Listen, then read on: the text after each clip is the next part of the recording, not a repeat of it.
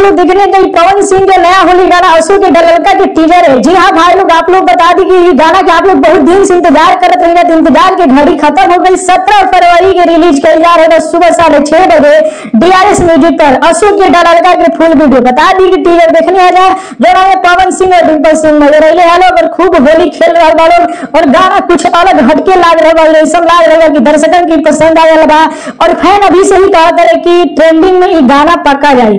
आप लोग बता दी कि मैं पवन सिंह की ही आवाज सुने के मिली, लिखले बारे सोनू सरगम RR म्यूजिक प्रियांशु सिंह के बाटे और वीडियो डायरेक्टर गोल्डी जायसवाल बाटे और ये गाना के जो फुल वीडियो आई DRS म्यूजिक से आई। जी हाँ भाई लोग, ये खुद बात पवन सिंह अपन इंस्टा से डलने वाले लिख रहे बारे कल सुबह 6:30 बजे पर आप सभी का प्यार आशीर्वाद बना रहे।